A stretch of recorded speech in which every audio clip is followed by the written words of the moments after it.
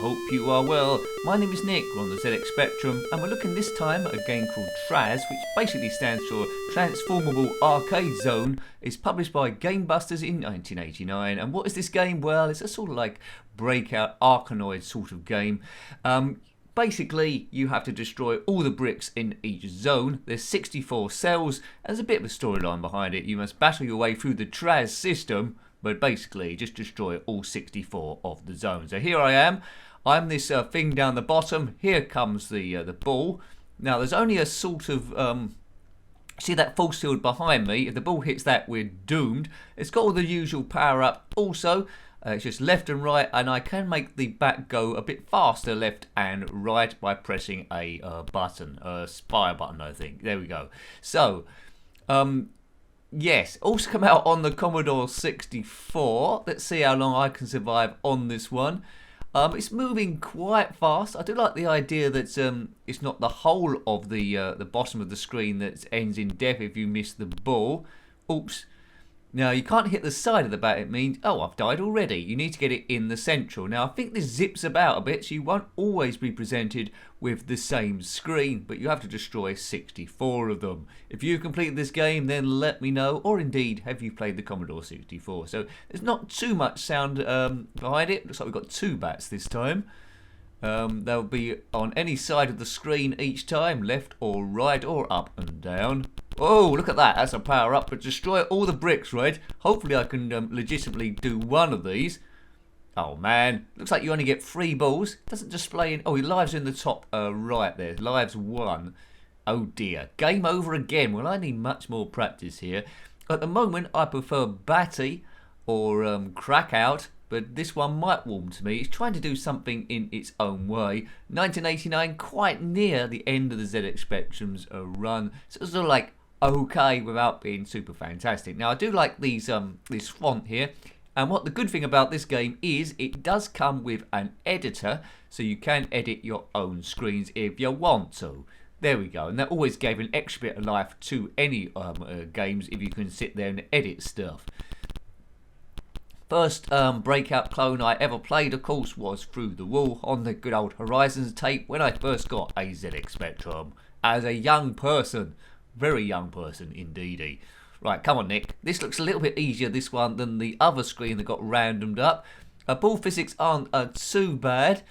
It seems fairly predictable. Not going to go off on any crazy angles. There's aliens buzzing around every now and again. They're not going to kill you, but the ball can get a deflection off some of those if you don't time it very well.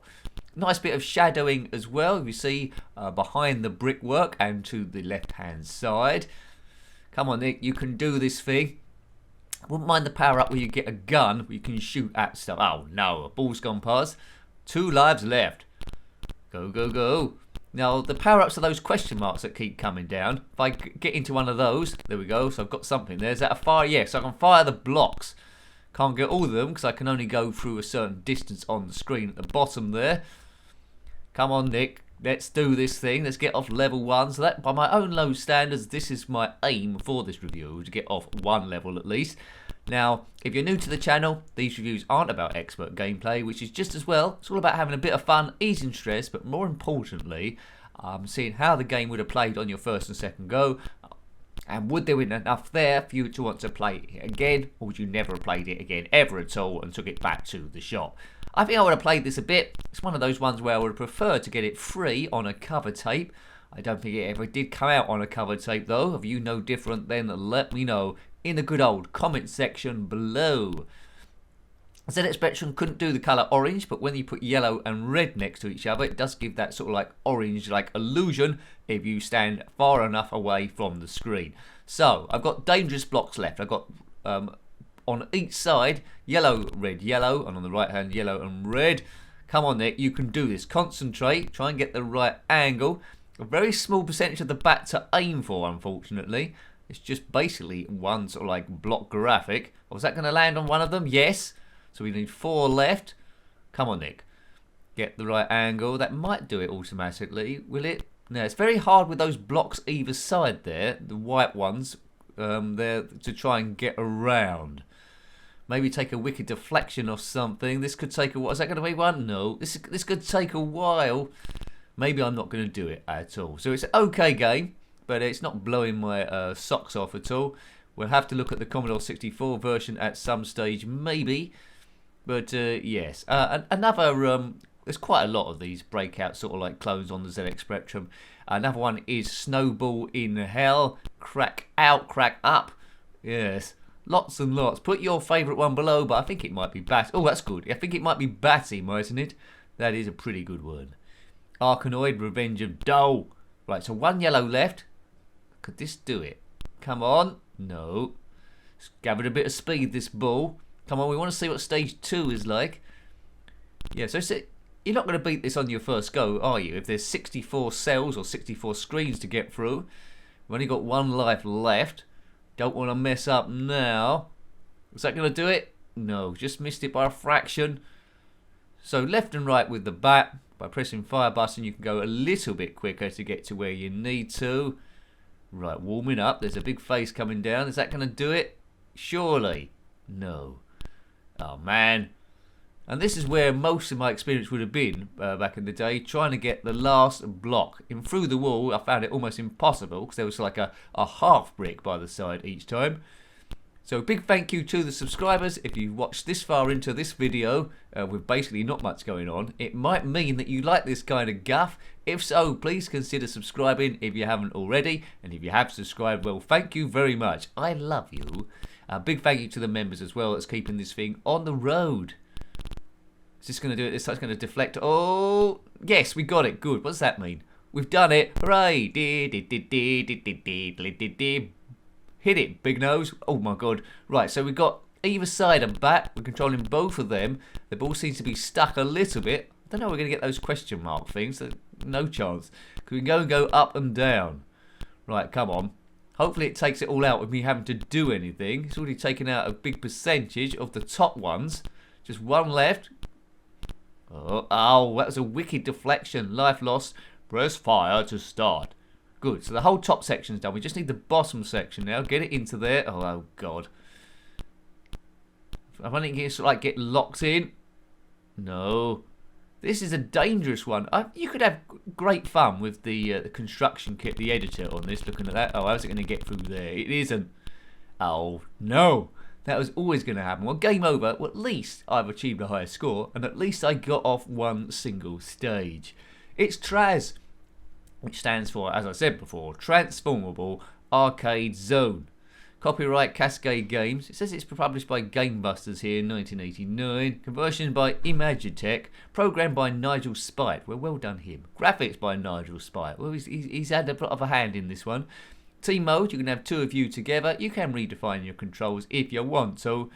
Right, okay. Interesting. Take out all the defences. It's like it's set up a bit like a football pitch, this. We need to take out all those yellow ones. Everything else is there just to confuse the eye. Come on, blue. Do look at reverse Pong as well, if you like games a bit like this. There's a lot of colours going on, which is confusing my eyes. So it is a little bit busy. When I say a little bit, it is very busy. But anyway, I don't mind. Good use of shadow. I still don't know quite how they've done that on the ZXspectrum. How have they done that? I don't know. We've got, it's like dark blue and cyan. Then it's gone dark blue and black, I suppose, to try and create that. But that's cleverly done. 1989. Near the end of the 80s there. Good bit of variance. I'd imagine there's quite a lot of various screens in this. It starts off quite tricky first of all. Or it might be that I'm just making it look tricky. We've got one yellow block left again. Where's that going? Come on, get that yellow one. Somehow up there. Oh, close. Is that going to get up? Yeah, so basically I'm playing Pong with myself now, trying to get that last yellow thing. And I don't know what angle I'm going to need to do to be able to get that. And this is when it gets a bit infuriating. I've got it. Well done. Well, we'll say that was good skill, but I think it was a fluke. Well done. Next screen. Where are we going to go now? We could go up, down, left, and right there to get to the next cell. You can bring up a map to tell you how far you're getting on this. This level looks particularly tricky. Yeah, so bring up the map so if you see what screen's going next. Every time you complete a zone, you'll give an option what direction you want to go in, and it's game over already.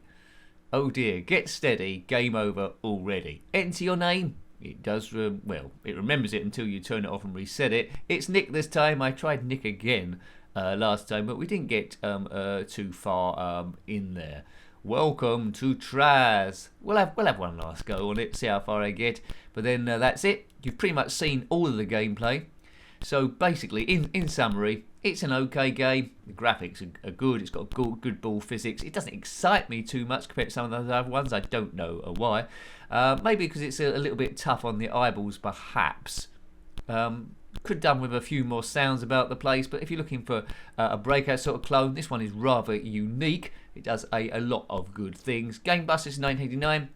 I think it was a budget release game, which strengthens its position. So okay, without being super memorable. Right, okay, good. Both bats control at the same time. We can't control them individually. If one goes up, so does the other one. So it seems at the moment you've either got one bat or two bats, not a wombat.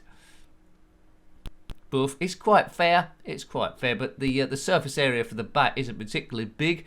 If you've got a huge TV screen, it might make it a little bit easier. On a smaller one, it's going to get a little bit tough. Might be easier on the eyes on a black and white telly, which don't really exist anymore. So it's okay, but it's not really blowing me away. It's put together not too badly. So hope you liked having a look at that one. That was Traz, published by Gamebusters in 1989 on the ZXspectrum 48K. If you've got any comments about this game, similar games, or anything retro, then please put that below. You're always more than welcome. Until next time, take great care of yourself and a very fond goodbye. Goodbye.